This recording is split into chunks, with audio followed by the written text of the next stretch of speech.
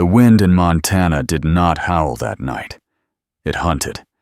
It came screaming down from the mountains like a living thing, tearing across the high plains and swallowing the world in white.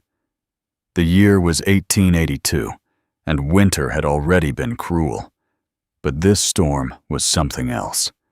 This was the kind of blizzard that erased roads, swallowed cattle, and left men frozen where they stood. Luke Callahan rode straight into it. Snow lashed his face like shards of glass. Ice crusted in his beard. His heavy wool coat and canvas jacket did little against the bitter cold that cut through bone and memory alike. He was a man in his early 30s, broad-shouldered and hard-built from years of ranch work, but even he felt small under that white sky. He had spent hours searching for his herd near a narrow creek bend where they should have been sheltering. Yet what he found were huddled shapes coated in ice. 3 calves stood frozen solid, as if they were still waiting for help. A yearling lay buried beneath a drift. The rest of the herd trembled, backs to the wind, fighting to live. There was nothing he could do but throw down the last of his feed and turn for home. Luke trusted his horse more than his own eyes. Bess pushed forward through the blinding snow, following the faint memory of the creek that would lead back to his cabin, tucked deep in the foothills north of Bozeman. He was thinking of fire, of thick black coffee, of walls that kept the storm out. Then Bess stopped. She snorted hard, ears pinned back, refusing to move. Luke squinted through the white fury. At first, he saw nothing. Then he saw it, a dark shape that did not belong. He slid from the saddle, the snow swallowing his legs to the knee. His hand rested on the revolver at his hip as he stepped closer. It was a carriage, a fine dark blue one, the kind that belonged in town, not on a ranch trail. It lay splintered and overturned like a crushed insect. One wheel shattered. A trunk had burst open, spilling frozen silks that whipped helplessly in the wind. A horse lay dead nearby, legs stiff toward the sky. Then Luke saw something else. Drag marks. Faint. Almost gone. Someone had crawled away from the wreck. His heart began to pound in his chest as he followed the marks 20 yards into the drifting snow. The wind tried to erase them even as he walked. He found her half buried in a snowbank. She was face down, her dark hair frozen stiff against her cheek. Luke rolled her over, and his breath caught in his throat. She was young, no more than 25. Her skin was pale blue, her lips cracked from cold. Ice clung to her lashes. She wore fine dark wool, torn open from the crash. Lace showed beneath it. Clothing meant for drawing rooms, not blizzards. He ripped off his mitten and pressed his rough fingers to her neck. At first, he felt nothing. Then, a faint flutter, a heartbeat. Luke did not think. He acted. He tore off his own heavy coat and wrapped it around her frozen body. Lifting her was like lifting a doll made of ice.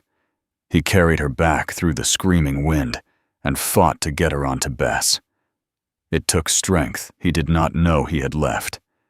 He climbed behind her and pulled her against his chest, wrapping his arms tight around her small frame. Her cold seeped into him like death itself. The ride back to the cabin felt endless, but by the time he kicked open his door and dragged her inside, he could barely feel his own hands. He laid her before the hearth and worked fast. Fire first. That was survival. He struck a match with fingers that barely bent and fed kindling until the flames roared. Only then did he turn back to her. Her fingers were white and stiff, her boots frozen, solid. He cut them off carefully. Silk stockings followed. He hesitated only a moment before cutting away the rest of her frozen clothes. cold would kill her faster than shame. He wrapped her in every blanket he owned and forced a few drops of whiskey between her lips. She coughed weakly, but swallowed. "Fight," he muttered under his breath. "You fight now." Hours passed while the storm battered his cabin like a living enemy, while he rubbed her hands and feet slowly to bring life back into them. The fire roared. The small room grew warm. Near dusk, her eyelids fluttered. She woke with a sharp gasp, eyes wide with animal panic. "Easy," Luke said, holding up both hands. "You're safe." Her gaze darted around the rough log cabin. Fear filled her eyes when they landed on him. "Where am I?" she whispered. "My cabin. I found you near a wrecked carriage." "My carriage." Her voice trembled. "The men. Were there men?" "Just you and a dead horse," he answered. She shrank back under the blankets. "I cannot pay you." Luke frowned. "Ain't asking for pay. Drink this." He handed her a tin cup of hot broth. She hesitated before taking it. "What's your name?" he asked quietly. There was a long pause. "Anna," she said. Luke knew a lie when he heard one, but he did not press. Outside, the storm raged for 3 more days. Inside, something else began to build. The blizzard did not ease. It trapped them. For 3 long days, the world outside Luke Callahan's cabin vanished under white fury. Snow buried the door nearly to the roof. The wind screamed down the valley like something alive and angry. No one could come in. No one could leave. They were alone. On the first morning after she woke, Luke found her sitting upright on his bunk, wrapped in his wool blankets, watching him with sharp, careful eyes. The fear was still there, but it was quieter now. Calculating. "Morning," he muttered, moving straight to the hearth. Routine kept a man steady. "Good morning," she replied. Her voice had changed. It was clear now. Refined. The voice of someone raised far from rough cabins and cattle trails. He poured the last of the coffee and handed her a cup. She took it carefully. Even in frostbitten fingers, she held it like fine porcelain. "I told you my name is Anna," she said slowly, "but that is not the truth." Luke did not turn around. "Didn't figure it was?" "My name is Victoria." It suited her. Strong. Clean. He nodded once. "Victoria, you're safe here." She watched him closely. "For how long?" "As long as this storm keeps the world buried." Silence stretched between them. It was not comfortable, but it was honest. On the second day, the wind died down enough for Luke to check the animals. He returned covered in ice and frost. She had added wood to the fire. She moved stiffly, but she moved. "You're a long way from town," he said that evening. "And I was on my way to Bozeman," she answered. "Alone?" She hesitated. "I had a driver and a guard." "What happened?" Her hands tightened around her tin cup. "We were ambushed." Luke's jaw hardened. 3 men, she continued quietly. "They shot the driver first, then my guard. The carriage went off the road. I ran into the storm." He said nothing. He understood running. "They wanted something from you," he said finally. "Yes." "What?" She looked at him, and in that moment he saw not a frightened woman, but someone cornered. "My father's ranch." The fire cracked loudly between them. "My father died 2 months ago. He left everything to me." Luke glanced up. A woman inheriting land in Montana was rare, dangerous. "There was a foreman," she continued. "A man named Silas Morgan. He believes the ranch belongs to him, and he claims my father promised it to him. When I refused to sign it over, things changed." Luke felt something cold settle in his gut. I was going to the territorial marshal in Bozeman to file the will properly. Morgan knew. He sent men to stop me." "The ranch got a name?" Luke asked. She hesitated. "Langley." The word hung heavy in the cabin. Everyone in Montana knew the Langley Ranch. It was the largest spread in the territory. Thousands of cattle. Water rights that controlled whole valleys. Power. Luke stared at the fire. So the woman he had dragged from a snowbank was not just any stranger. She was Victoria Langley. The storm finally broke on the third morning. Silence replaced the howling wind. The sky was sharp blue. Snow drifted higher than the cabin windows. Luke stepped outside to dig a path, and that was when he heard the howls. Wolves. They circled the shed by dusk, bold and hungry. Luke grabbed his rifle. "Stay inside," he ordered. "You're injured," she argued. "I lose that mule. We're trapped." He stepped into the blue frozen world. Gunfire cracked through the valley. Snarls and a human grunt echoed back. Victoria pressed her hands to the window, heart pounding. Then a heavy knock struck the door. She tore the bar away, and Luke fell inside, blood staining his sleeve. "A bite," he muttered through clenched teeth. She did not panic. She poured whiskey straight into the torn flesh of his arm. He hissed but did not move. She stitched him by firelight, her hands steady, face pale with focus. When she finished, their eyes met. The air changed. Neither of them spoke of it. The next day, Luke rode to scout the ridge. Well, he saw riders in the pass. 6 men. He waited until they rested, then slid down to retrieve something that had fallen from one saddlebag. A leather tag, stamped deep into it. Morgan. Luke raced back to the cabin. "They're coming," he said, slamming the door shut. Victoria's face went white. "How many?" 6. Her breathing quickened. He threw the leather tag on the table. "I need the truth. Who are you really?" She swallowed hard. "My name is Victoria Elizabeth Langley." Silence filled the room. "They killed my driver. They will kill you. They will kill anyone who stands with me." Luke moved to the window and began barricading it with planks. "We're not running," he said. Her eyes widened. "There are 6 of them." "So are their walls." He handed her his second rifle. "You know how to shoot?" "My father taught me." "Good. Load." They waited as the sun sank. Hoofbeats crunched in the snow. A voice called out, "Miss Langley, we know you're in there." Luke did not answer. "Send the girl out, Callahan," Morgan shouted. "This ain't your fight." "She's not coming out," Luke replied calmly. Gunfire exploded. Luke dropped one man before he reached the shed. Another fell at the door.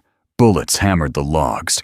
Victoria pressed low to the floor, loading as he fired. Smoke filled the cabin. Morgan's voice roared in anger. "This ain't over." The riders finally retreated into the deep snow, dragging their wounded. Silence returned. Victoria stared at Luke. "You killed them," she whispered. "They came to kill you," he answered. He slumped suddenly. His arm was bleeding again. But she rushed to him, fury and fear mixing in her chest. "You do not get to die," she said through clenched teeth. She stitched him again. When she finished, their faces were inches apart. He brushed soot from her cheek. She closed her eyes. The kiss that followed was not gentle. It was desperate. Raw. Born from gunfire and blood, and the knowledge that tomorrow might never come. They broke apart, breathless. And outside, the snow glowed under the cold moonlight. Morgan would be back, and next time, he would not retreat. Wait, before we move on, what do you think about the story so far? Drop your thoughts in the comments. I'm really curious to know. Dawn came like judgment. The snow outside the cabin glowed pale blue under a cold sky, and the silence felt heavier than the storm ever had. Two dark shapes lay frozen in the drifts where Morgan's men had fallen. The valley looked peaceful. It was not. Luke had not slept. His wolf-bitten arm burned with fever. His shoulder throbbed from the fight, but he stood at the window, watching the pass. "They'll be back," he said quietly. Victoria stood behind him, wrapped in wool, her face pale but steady. "Then we don't wait for them." He turned slowly. "What are you thinking? My ranch is stronger than this cabin. Thicker walls, more supplies. If we stay here, we starve." Luke studied her. "You understand what that means?" he asked. "Morgan will expect you to hide, not return." She lifted her chin. "It's my land." They moved fast. Luke packed ammunition and what little food remained.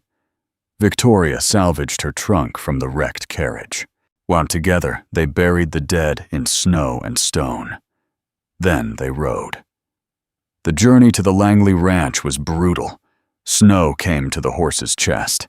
Wind sliced through every layer of clothing. Luke's fever worsened, but he stayed upright. Victoria rode pressed against his back, arms wrapped around his waist. She could feel the heat of sickness in him. She did not let go. When they reached the rise overlooking the ranch, the sun was bleeding red into the horizon. The Langley house stood tall, 2 stories of log and stone. Smoke rose from its chimney. "They're inside," Luke said. He hid the horses in the aspens and led her to a small hunter's shed near the property. "Stay here," he ordered. "I'll scout." He disappeared into the dusk like a ghost. Victoria waited in the dark, heart pounding. Minutes felt like hours. And then she heard something. Her name. Not softly, not kindly. "Miss Langley!" Morgan's voice boomed across the yard. "Come home." She froze. He knew. Luke burst back into the shed, face pale with fury. "They forged a new will," he said. "They're claiming you died in the storm." Her hands trembled, then stilled. "I will not hide," she whispered. Before he could stop her, she stepped out into the open snow and walked toward the house. "Victoria!" Luke hissed, chasing after her. The front door opened. Silas Morgan stepped onto the porch. He was broad and thick-bearded, with cold eyes and a smile that held no warmth. "Well," he called mockingly, "the dead girl walks." Victoria stopped at the bottom of the steps. "I am Victoria Elizabeth Langley," she said clearly. "This is my land. You will leave." Morgan laughed. "Gah, you have no power here. Your gunmen can't save you." Luke stepped out of the fog behind her, pale and bleeding but standing. "She's not alone," he rasped. Morgan's smile vanished. He drew first. The shot cracked through the yard. Luke staggered as the bullet tore through his shoulder. He fell to his knees in the snow. Victoria screamed. Morgan aimed again. Time slowed. Victoria remembered her father's voice on a bright summer afternoon. "Do not pull. Squeeze." She raised Luke's revolver with both hands. She aimed at the center of Morgan's chest. She squeezed. The gun roared. Morgan's body jerked. His smile vanished. He looked down at the dark bloom spreading across his coat. He collapsed face first into the snow. The other men fled. Silence fell. Victoria dropped the revolver and ran to Luke, but he was bleeding heavily. One arm ruined from the wolf bite, the other shattered from the bullet. "You cannot leave me," she whispered fiercely, pulling his head into her lap. He tried to smile. "Your turn," he murmured. He was barely conscious when she dragged him inside the house. She worked without tears. She cleaned both wounds with whiskey. She stitched what she could. She wrapped his shoulders tight with linen torn from her own clothing. He hovered between life and death for days. She did not leave his side. When spring finally came, it came hard. Ice cracked. Snow melted. The land breathed again. And Luke Callahan survived. But he would never be the same. His right arm healed crooked and weak. His left bore the scar of the wolf. The fast-drawing gunman he once was had died in that winter, and the territorial marshal arrived weeks later. Victoria told the story plainly. The forged will was found in Morgan's coat. The bodies were counted. Justice in Montana was often decided by who remained standing. The Langley Ranch was declared hers. Hands returned. Old workers who had fled Morgan drifted back. Fences were mended. Cattle were brought in. The ranch breathed again. Victoria changed too. The soft Eastern girl who had arrived in a fine carriage was gone. In her place stood a rancher. Her hands grew calloused. Her voice carried across corrals. Luke stayed, at first to recover, then because there was nowhere else to go. He advised. He helped with what he could. He sat on the porch in the evenings, watching her rebuild her father's empire. But as summer turned the hills gold, something weighed on him. One evening, Victoria found him in the barn, tightening a saddle with his good hand. His saddlebag was packed. "You're leaving," she said quietly. He did not look at her. "I don't belong here," he answered. "I'm the man who killed your father's foreman years ago. Morgan told you." She stepped closer. "You killed him in a fair draw," she said. "I asked the marshal. He confirmed it. Abe Selby drew first." Luke froze. "You brought me blood," he continued. "Trouble. Violence." She reached for his damaged right hand. He tried to pull away. She held firm and pressed his hand against her chest, over her heart. He felt it. Strong. Steady. "You saved me in the snow," she whispered. "You fought wolves for me. You stood in front of bullets for me. You are not a ghost. You are my home." His breath broke. For 10 years he had been running, and for the first time he stopped. Months later, under a wide golden sky, they rode side by side through the high pasture. The ranch thrived below them. Luke's right arm hung stiff, but he sat tall in the saddle. Victoria rode close enough that their knees touched. He glanced at her and gave a small smile. "Didn't know I was saving the richest woman in the territory?" he said softly. She smiled back. "You didn't," she replied. "You just saved me." Their hands met between the saddles. Two survivors of winter. Two souls bound not by wealth or land, but by fire, blood, and the simple choice to stay. And for the first time in his life, Luke Callahan was no longer running.